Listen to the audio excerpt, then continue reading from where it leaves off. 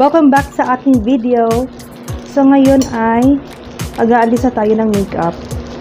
Kasi kadarating ko lang galing Sorsogon. Pumunta kami ng Sorsogon. Tapos pumunta kami ng Legazpi. Oops.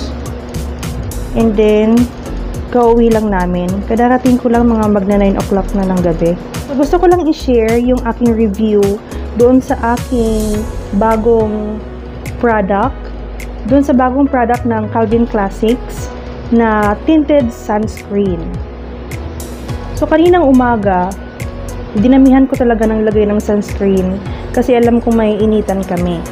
Tapos yung sunscreen na yun, meron siyang SPF 45. May nabasa ako na kung may initan ka, halimbawa kung alam mong palagi kang naiinitan, kung palagi kang exposed sa sun, dapat SPF 30 or more. Luckily, ang tinted sunscreen natin ay may SPF 45. Kaya napakaganda ng ating sunscreen. So, ito na nga yung aking review. Kanina, nag-stop muna kami doon sa may, yung malaking pili na statwa pili. Tapos, yun, ang init. Super ang init kanina. Tapos, nag-picture taking kami doon. And after that, pumunta kami doon sa Parola, doon sa lighthouse. And after that, pumunta din kami doon sa Hanging Bridge. Napakainit kanina. Mga bandang ano na yun, mga bandang 12:30 or 1, ganun. As in talaga, super init. Pero, namangha ako kasi yung feeling ko sa balat ko, wala akong payong. Gusto kong i-try kung effective ba yung sunscreen. Tapos yung lotion na tinatry ko. Na-shock ako kasi wala akong na-feel. Diba halimbawa kung wala kang sunscreen and lotion, kapag exposed ka sa sun, napansin ko yan kasi kapag tanghali umuwi ako sa bahay. After kung pag lumabas ako sa classroom, kapag naiinitan ako, masakit sa balat. Yung parang hapde. Yung alam mong parang napiprito. Napafried yung balat mo ng init ng araw.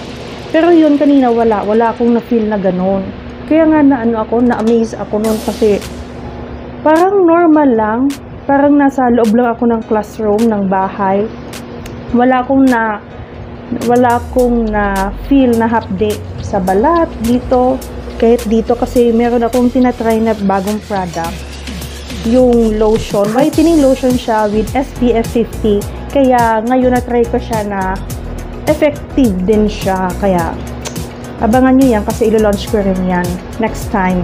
Kapag gagamit kayo ng sunscreen, dapat kung ano yung area na magiging exposed sa sun, yun dapat ang nilalagyan nyo. Halimbawa dito, itong tenga, sa likod ng tenga. Halimbawa, ganito yung damit ko. Siyempre, hindi lang dito. Kung iniisip nyo na hindi nyo kailangan ng sunscreen, tatanungin ko kayo, kayo ba ay nagmumotor? Kayo ba ay nagko-commute? Kayo rin ba ay nag-expose sa sun? Kayo ba ay may ginagamit na whitening soap? Whitening product sa face? Kayo ba ay nag-glutathione? Kayo ba ay nag-rejuvenating sa inyong mga face? Kung oo, kailangan nyo ng sunscreen. Dapat yung sunscreen nyo ay at least merong SPF 30 above. So, luckily yung ating tinted sunscreen ay may SPF 45 na. Bakit nyo ba kailangan gumamit ng sunscreen? Unang-una sa lahat, para hindi kayo magkaroon ng melasma. Kasi kung mapapansin nyo, kung kayo ay nag-rejuvenate or gumagamit kayo ng whitening soap or whitening product sa inyong face, kung minsan bumabakbak siya. Kapag bumakbak yan, tapos na-expose kayo sa sun, so, nagkakaroon siya ng tendency na magkaroon kayo ng dark spots or melasma. So, kailangan nyo ng sunscreen para maiwasan yung melasma, yung dark spots, yung aging ng skin, pati yung pagkakaroon ng skin cancer. Kung gusto nyo umorder, PM nyo lang ako. Thank you so much for watching. Bye!